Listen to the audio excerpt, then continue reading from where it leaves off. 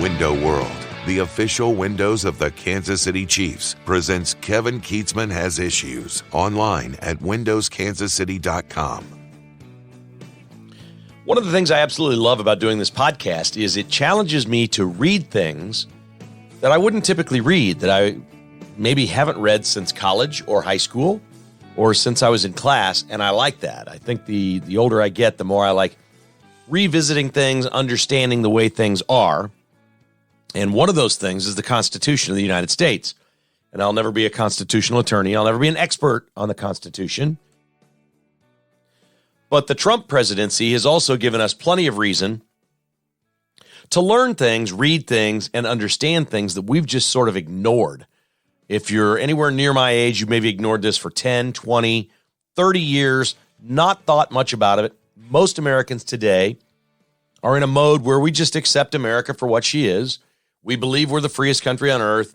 We trust that there are checks and balances within our government that keep one political party from weaponizing the Department of Justice or the FBI or the CIA against another political party, keeping them out of power. We reserve that for places like Venezuela or the Ukraine, actually, as it's happened pretty much with Zelensky. He has done that to all of his political opponents. And we don't believe that it happens here. Now that it is happening here, a lot of people slough it off and go, well, it's Trump. He deserved it, whatever. It simply isn't the case. And it's led me over the last few days to start reading more and more about really what is taking place here. And without getting too deep or too heavy into the entire part of, we know the Democrats are weaponizing the government against Republicans. We've seen this everywhere, not just with Trump. Trump's the big kingfish. But they've done this against all kinds of people. Rudy Giuliani, Steve Bannon, General Flynn, all types of people, Roger Stone, anybody in Trump's orbit has been attacked, grabbed by the FBI, shaken down, prosecuted. This is sweeping the country. And it is scary as hell because this is how one party takes over. This is how they get control forever. And it's exactly what they're doing. But as I read more and more about what took place with the Trump raid, it's important to ask the question, was this legal? Did what they did to Trump, can they do that to Trump? Not just because he's a sitting president, but there's other things involved here. So the Fourth Amendment is very clear. And this is where it gets really dicey with what they did to Donald Trump. And there's growing sentiment that this is not about what they grabbed to prosecute Trump, to indict him off something they took from Mar-a-Lago and say, okay, we've got this. We're indicting you on this. What a lot of people are now saying is they just went and took everything and will use that as a roadmap to investigate as they go forward to find something somewhere else, to connect dots to other people and other things. That there really isn't anything there that Trump would have to be a fool to have something in his house that could get him indicted, that what they will take is everything under the auspices of there's something there that's criminal, which probably isn't the case. Then they will use that as their guide, the guide to investigate, which will take the months and months that they're talking about.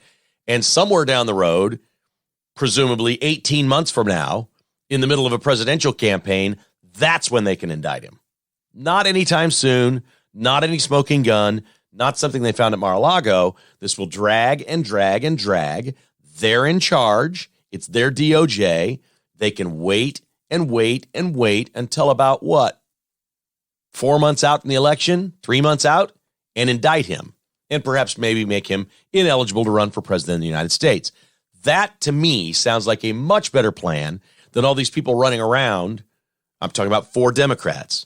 These people running around dreaming of him in handcuffs and an orange jumpsuit going to a federal prison. Doesn't seem to me like that's their end game. Their end game is make sure he doesn't become president again. So if that's your end game, does it make sense that we're going to raid his house, we're going to take everything, and I'm going to give you specific examples here of where they may have broken the law or broken the Constitution, but it doesn't matter because what they found is now their guide to what they want to do going forward. We always say, watch what they're saying on the left about the other side, Republicans, because that will tell you what they're doing. So their big thing right now is we don't want to release the affidavit.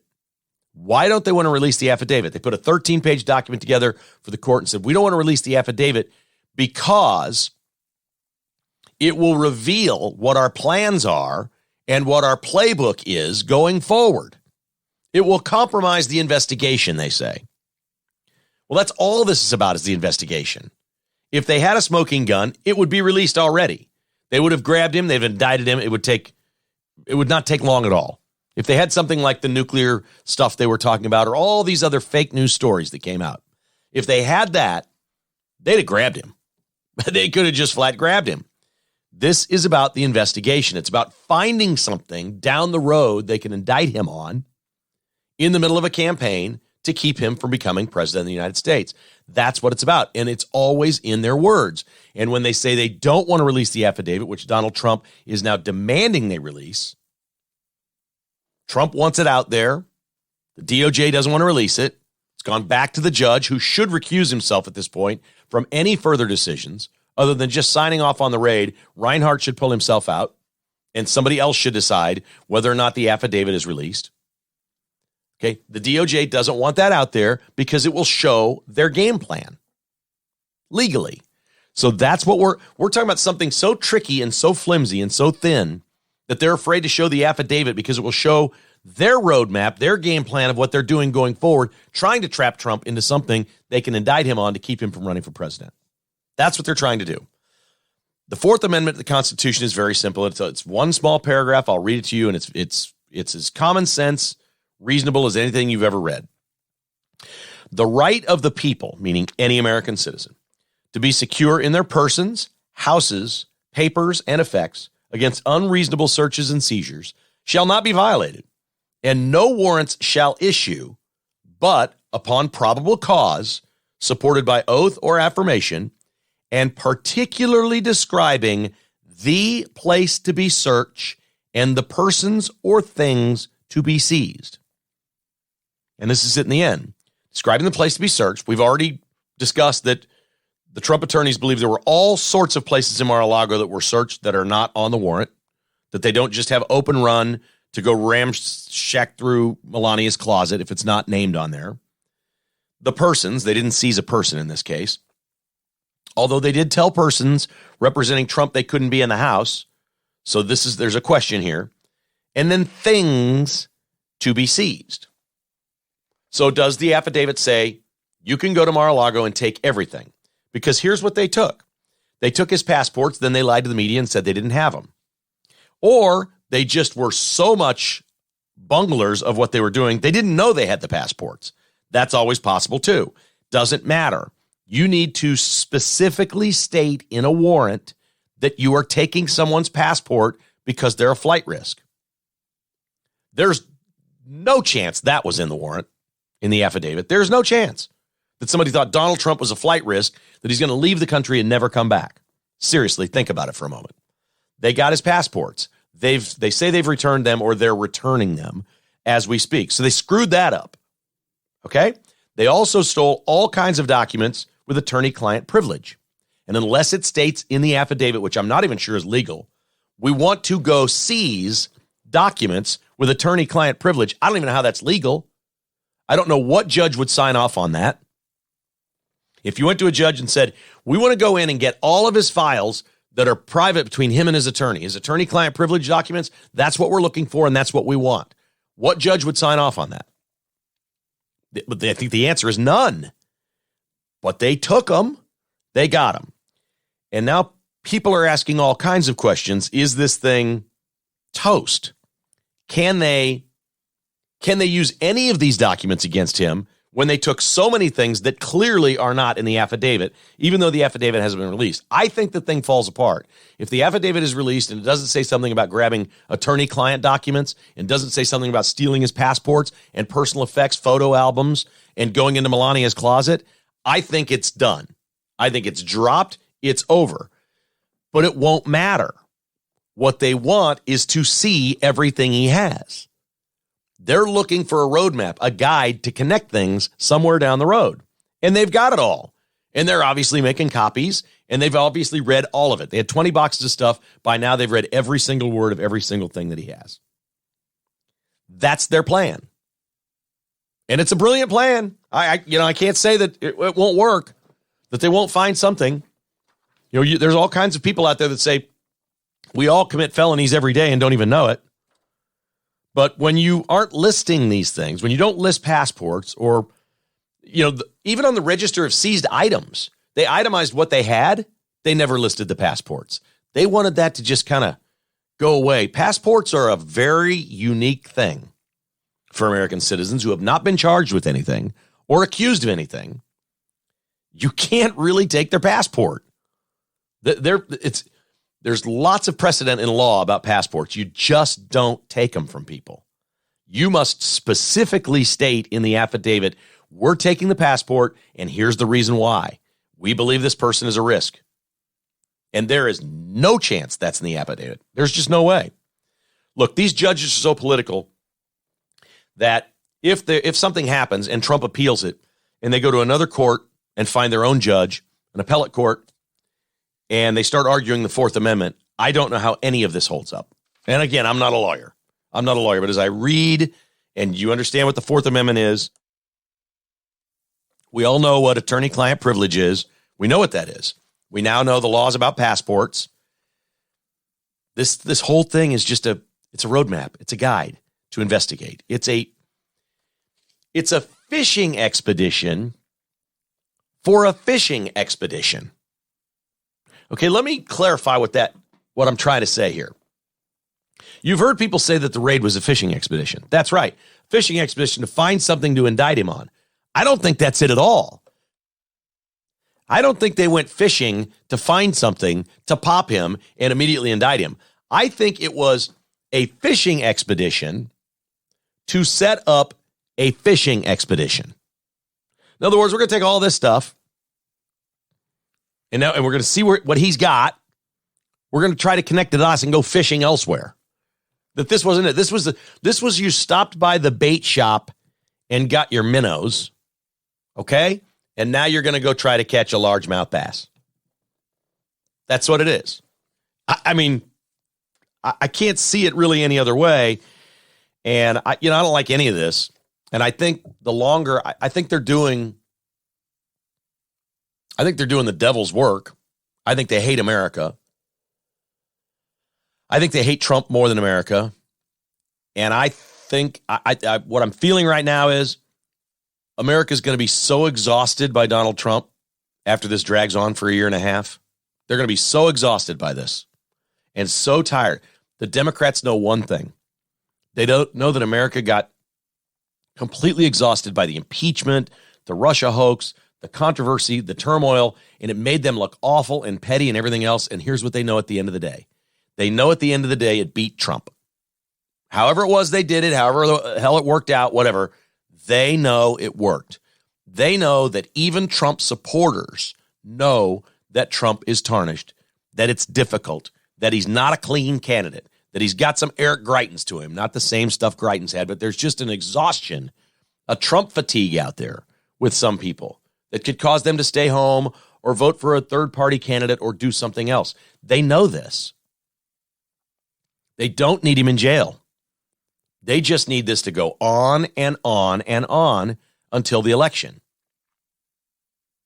What I don't really understand, maybe it's just a complete and utter fixation with Donald Trump. What I don't understand is if this does prevent Trump from running or something, or this puts DeSantis in a position where he primaries him and DeSantis becomes the candidate, you have to ask yourself the question, if you're a Democrat, do you have a better chance of beating Trump or DeSantis?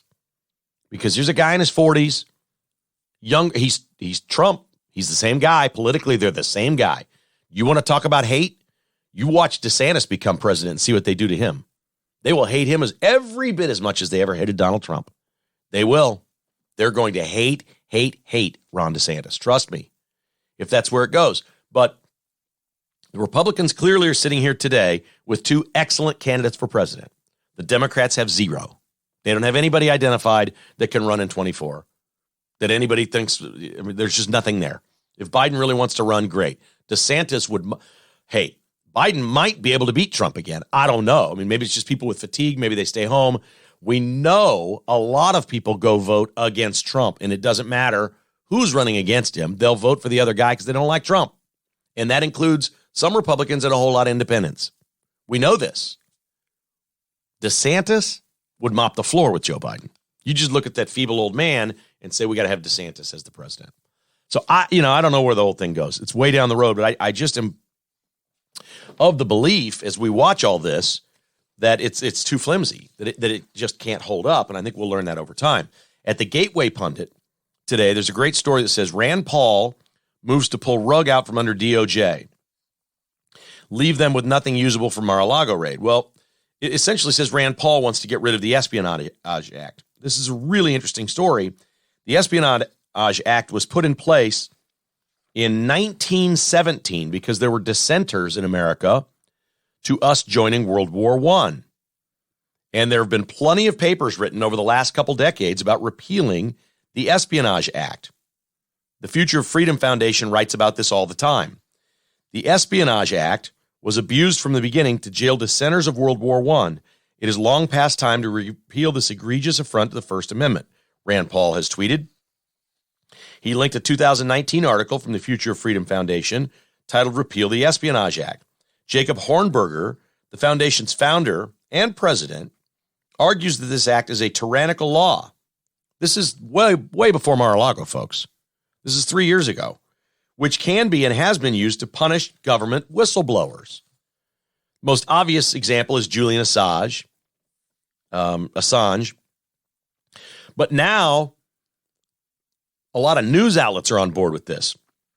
Media companies are finally coming to the realization that the Espionage Act can be enforced against them for any stories, any press reportings revealing damaging inside information about the national security establishment, the Pentagon, the CIA, the NSA.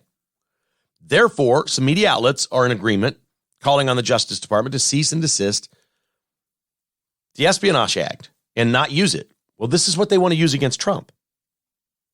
This is exactly what they want to use against Trump. This gets more interesting, and I love the Gateway Pundit, but the best part of this story, what should be the headline of this story, is in the back end of it. Kash Patel is a former Department of Defense official under Trump, and he has told Breitbart News some very interesting information. At least one source close to Trump, Kash Patel, says, much like Julian Assange, Trump took the documents because he thought the American public should have the right to read them. Trump, there's a quote, Trump declassified whole sets of materials in anticipation of leaving government that he thought the American public should have the right to read themselves, end quote. Kash Patel said on the record. He's in the inner circle. Patel continued, quote, the White House counsel failed to generate the paperwork to change the classification markings, but that doesn't mean the information wasn't declassified, Patel said. I was there when President Trump said, we're declassifying all this information, unquote. Again, we have a witness now publicly stating that he heard Donald Trump was there in the room with these documents where Trump said, we are declassifying this information. Now, if the White House counsel didn't stamp it with a rubber stamp with the proper paperwork, okay, that's bad. That's not good. They should have done better. But that doesn't mean they weren't declassified. He's got witnesses. He's got people in his circle that said these were declassified documents. Everything at Mar-a-Lago was declassified. Trump clearly had the right to do that. And we say nobody's above the law. The president is above the law in all this. He can classify and declassify as he chooses. Trump clearly took some stuff and said, I'm declassifying and I'm taking it. It's declassified. So I've got it. The government has it. Everybody has it. Presumably whatever they got that was classified is somewhere else in a government agency somewhere, and it's been declassified. And that's where we are. I don't know how it holds up. Honestly, I don't know how it holds up over time, but I honestly don't think that's what they're looking for. I mean, they would have loved to have found something. They would have loved that. But I don't think that's at all what this is about. I think it's a roadmap to a roadmap, a fishing expedition leading to another. KKHI is brought to you by Back 9 Development in Kansas City, Lawrence, Topeka, Manhattan, St. Joe. You name it. You want to build a new home, custom homes, a room addition, or commercial project. You want to get into condominium development, things of that nature. Back 9 Development, man, this is just a solid company. TJ is one of the best people you'll ever meet. You'll love his portfolio if you want to check out his work online at back9development.com. You can see all the great work that they do right there. Or if you just want to dream a little bit, go check them out. Custom homes, condominium projects, beautiful projects. Back9development.com. Marion Body Shop and the new car image. Ooh, yeah, you know what? It's time to get your car detailed and get the ceramic coating on there before fall and winter get you all that awful weather all over your ride. Take good care of it. Log on to marionbodyshop.com or call 362-1198 and say I need my bumper fixed or I want to get a complete detail at marionbodyshop.com. Oh, the gang over at B-Stock is on a roll. We talked last week about how they have 258 different models of laptop in stock. Now they've got a massive shipment of LG TVs just in time for football season. Massive. Every size, every make, every model, they're all there. LG makes it, and you're saving big right now at bstock.net. There's no dash in that. Just go to bstock.net or 14680 South Flaming Road in Olathe. You just really shouldn't buy anything, technology or electronics anywhere else. You're paying too much anywhere. Even the Mart, even Best Buy, any of them, you're paying too much. You will save money at bstock.net. And Roberts Robinson, Chevrolet Buick GMC in Excelsior Springs. I've been looking at the new GMC Canyon and Chevy Colorado that are coming out early next year. You can get on right now and start ordering it. You can also get on the list for the limited edition versions of those trucks. You can do this through Roberts Robinson. Just give them a call at the dealership or log on to robertsrobinson.com to learn more. Tim is my guy on the showroom floor there. Tim Trader is the general manager. If you call Roberts Robinson and ask for Tim and say, look, I want to get this. I want a Denali. I want a Vet. I want a Suburban. I want this. He's going to help you build it, and you're going to have it in a couple of short months. robertsrobinson.com. Love those guys. Oh, today's the day Liz Cheney is voted out of office in Wyoming. Liz Cheney's toast. She's down 57 points in the Wyoming Republican primary. Despite the fact that George Bush and Karl Rove have a PAC, a political action committee, that has donated $1 million to Liz Cheney's campaign in Wyoming. You want to talk about throwing people's money away. You ask donors for money. Is this the greatest waste of political capital in American history? You're down 57 points, and you're pouring $1 million in for her in the last month before the election. George Bush and Karl Rove. Obviously, they're pals with Dick Cheney. Liz is the daughter, and so they're just doing it. Watch out for any PAC that wants your money. They are wasteful, and they put them on the wrong candidates. Trust me on this. If you want to support a candidate, support a candidate. If you want to support a cause or an amendment or a law, support that. Watch out for Republican PACs. They are not all the same. A lot of them out there are filthy dirty, and they're taking your money, and they're run by Democrats. And then they go out and try to stop conservatives. It is a dangerous, dangerous scam. Here's the tote board. Liz Cheney will be the 8th. So 10 Republicans voted to impeach Trump over January 6th, right? Or came out and called for it and said for it. 10 of them did. Liz Cheney will be the 8th one out of a job. That was swift. The other 2, this is all 10 of them now. Liz is the last one. The other 2 have advanced, but they advanced in races where the top 2 vote getters, regardless of party, move on. One of those weird nonpartisan things. So there's certainly no lock to win their seats. And I'm at a point now where I guess I don't care. If you're a Republican that wants to impeach Trump, we might as well have the Democrat elected, because at least the people in that district then could see what the Democrat does and could circle back in 2 years and say, we don't want to do that again. It doesn't help if you're not a Republican that can help. If you're not a Republican that's on board, vote them out. Take the Democrat. Just lose the seat. We should have enough plenty of wiggle room in the House this year. Just lose those 2 seats. I don't care. Let the Democrats win and let the people in those districts see what the Democrats do. And then in 2 years ago, I ain't doing that anymore. It'll be a presidential election year and you win them back. That's kind of where I am on this thing. 8 of the 10 are gone with Liz Cheney. She becomes number 8 that are toast, that turned against Trump over January 6th. And the other 2 are absolutely no locks because they're in nonpartisan races. I like that story. I also like this story. Our final news story is just a fun one. This is from San Luis Obispo County in California, where the sheriff received a 911 call and nobody was there. They tried to say, what's your emergency? What's your emergency? Nothing. They heard silence. They hang up. They call the phone number back. There is no answer. They ping the phone and they respond. And off they go in an emergency to check on the well-being of this person that called 911. The phone pings at the zoo. They get to the zoo, they're pinging the phone, they find the phone, they go to find the phone, and where is the phone? The phone is in the monkey cage. I don't know if I'm saying this right.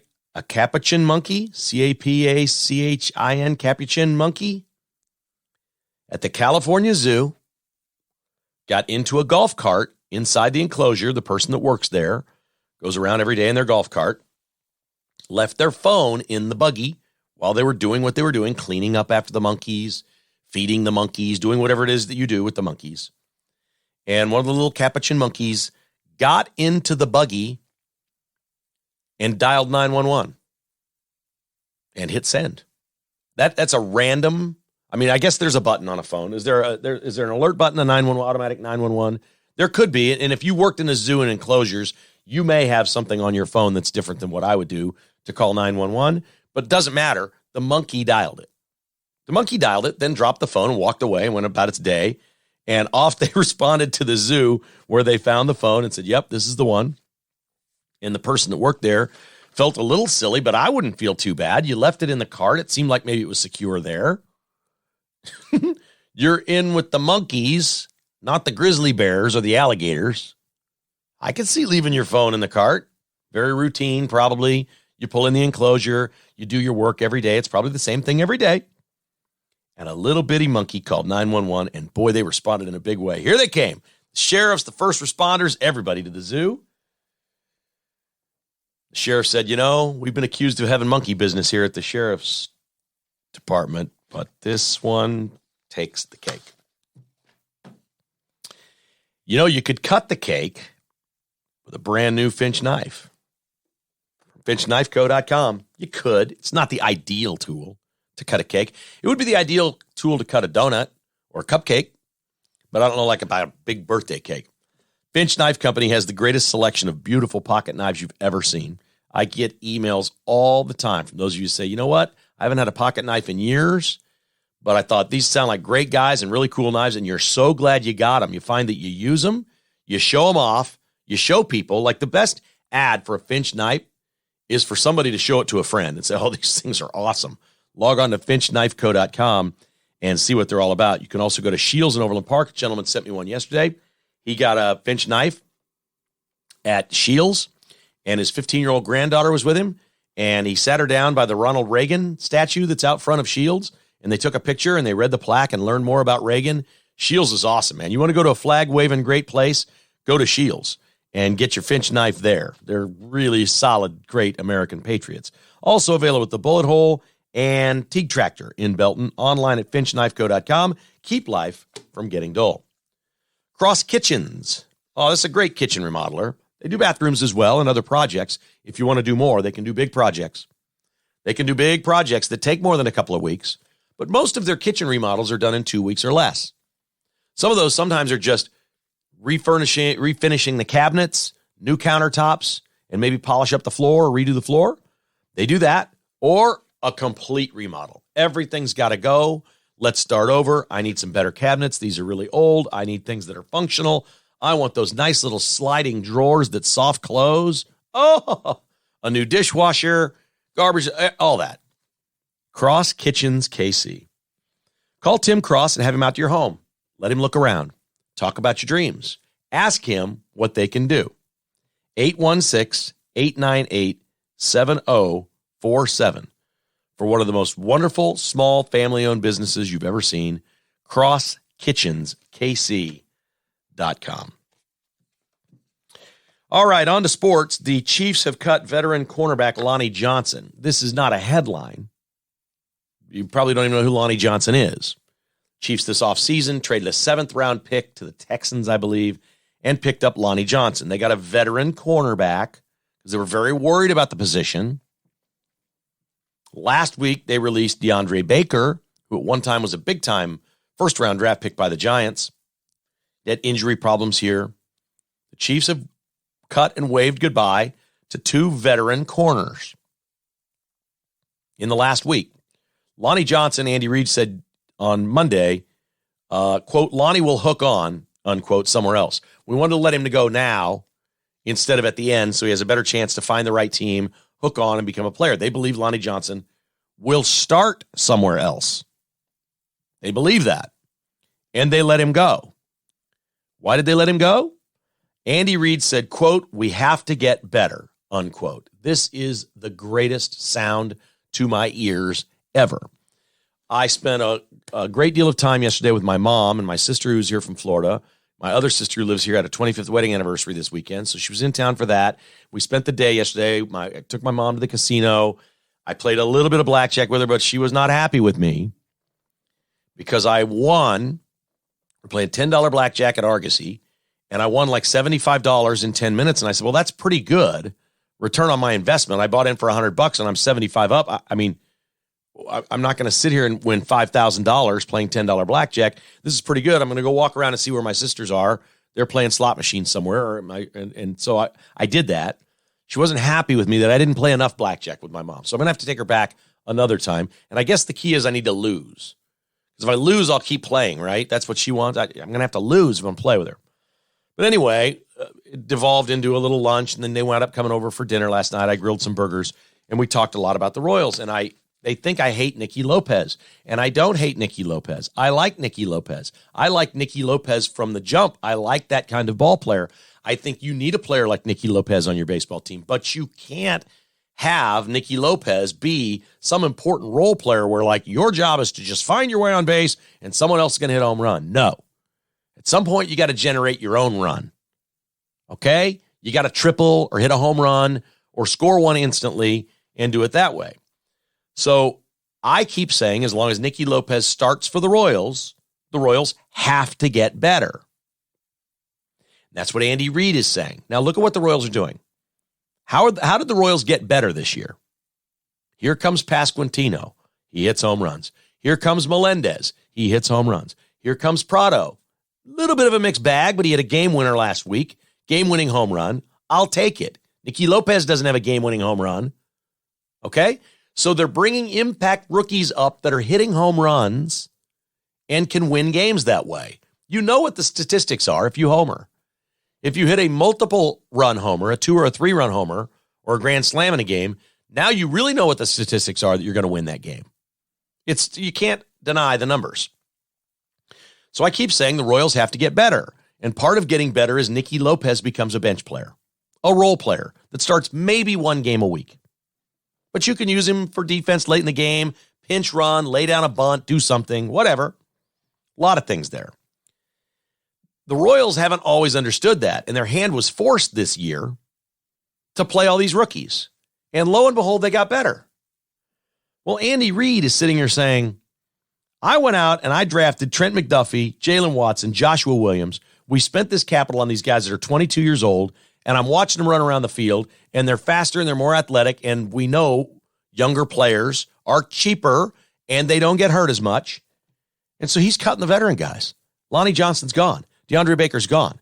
Andy Reid said, we have to get better. We like what we see in these guys, and we got to get better. So will there be mistakes early in the season? Yes. Oh, most certainly. You're going to be very frustrated. The Chiefs are going to lose a game. Watch this. In the first 4, 5, 6 games, the Chiefs are going to lose one where the big play in the second half is busted coverage. a corner, falls down, gets beat on a route or something by some savvy veteran, it's going to happen. But by the time December rolls around or the playoffs in January, what do you have?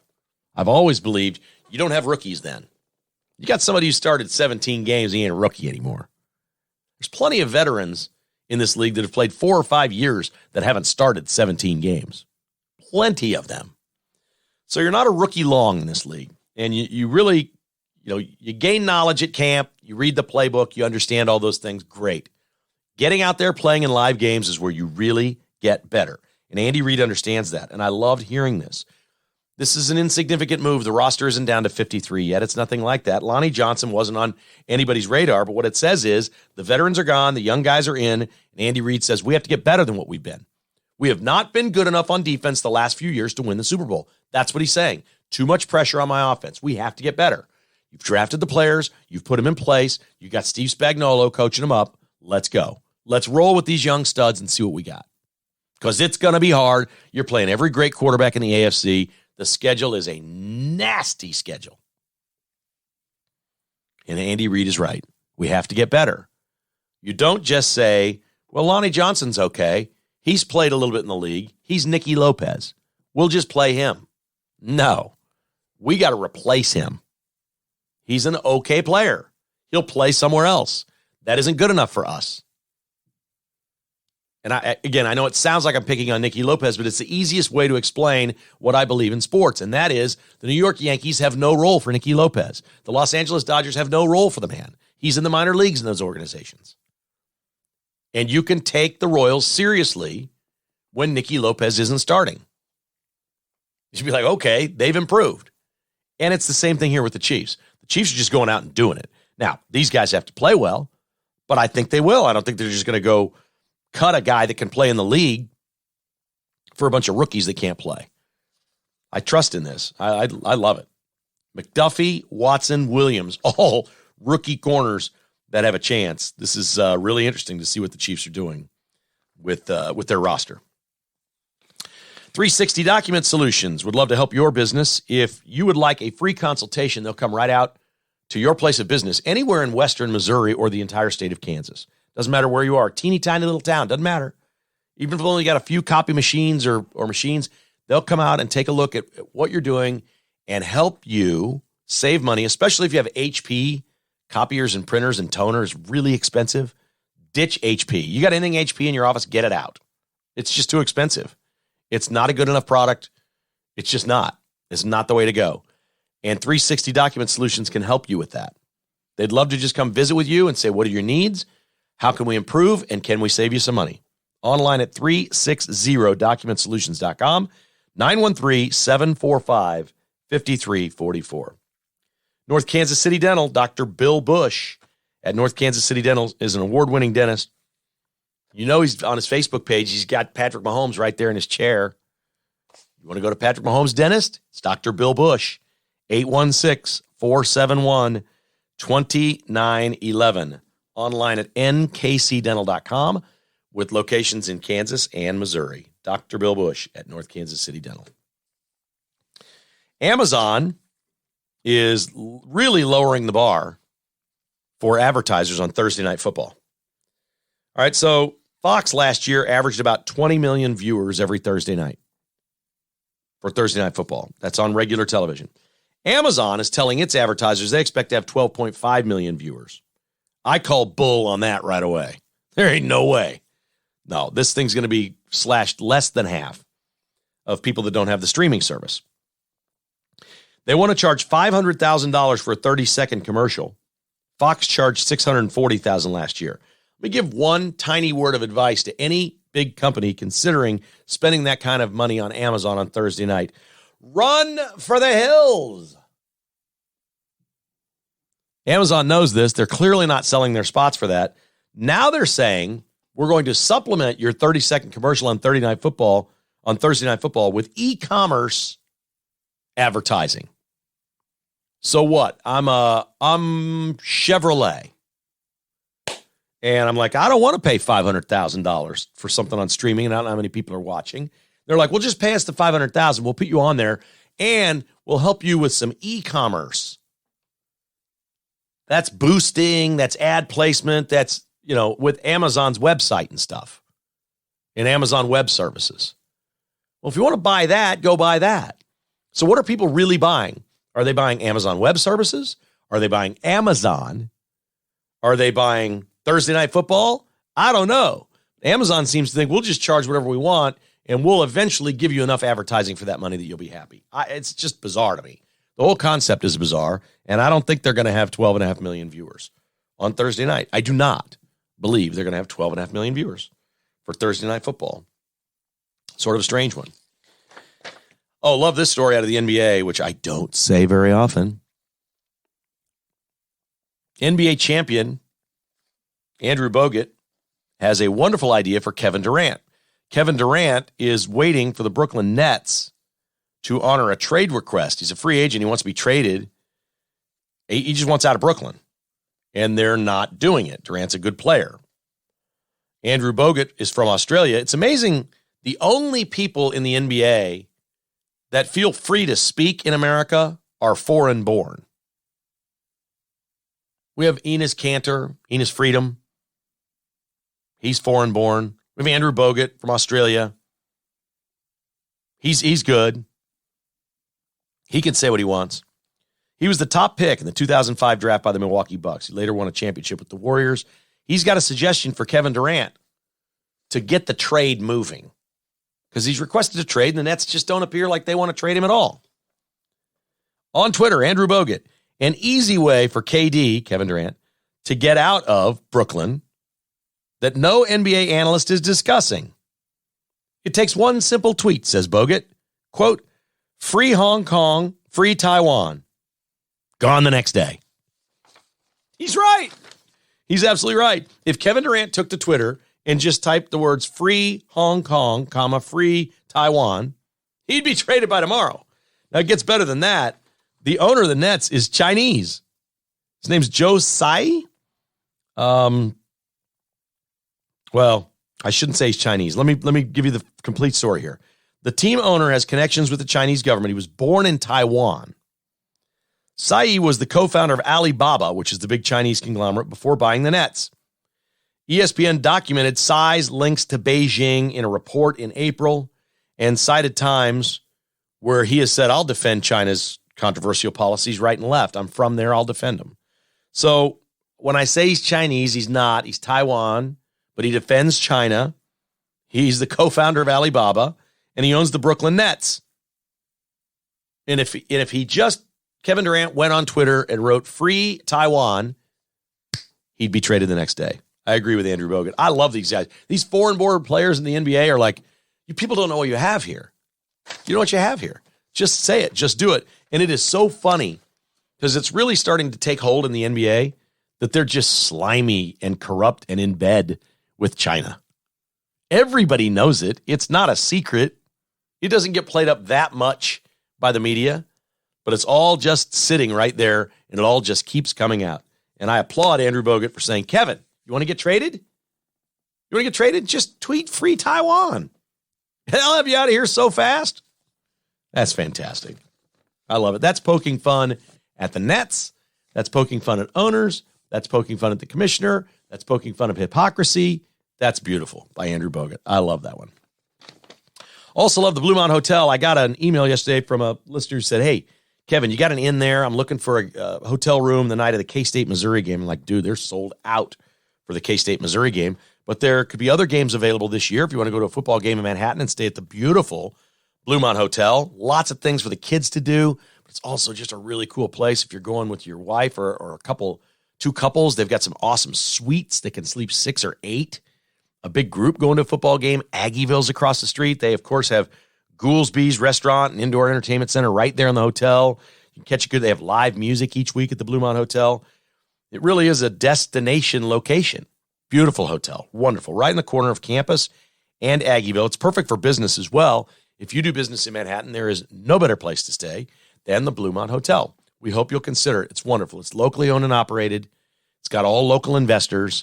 These are really solid people I've gotten to know, and they'd love to have you be their guest at the Blue Mountain Hotel or to dine at Goolsby's Restaurant and Indoor Entertainment Center, all in one place.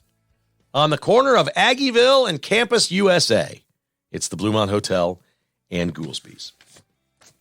There you have it on this Tuesday. I feel like there's probably going to be some breaking news over the next couple of days, and we talk about the Patron program a lot. That's where it really fits into the sweet spot with the Patron podcast. We'll be doing those as the week goes on this week as well. Good, soaking, rainy Tuesday here in the Midwest. We'll take the little break, but I'm getting a little sad that fall is coming and summer is fading. This has got me bothered just a smidge. I hope it doesn't bother you too much, and I hope you have a great day today. Please hit the like or follow button if you haven't done that, or find a friend and tell them that Kevin Keatsman has issues.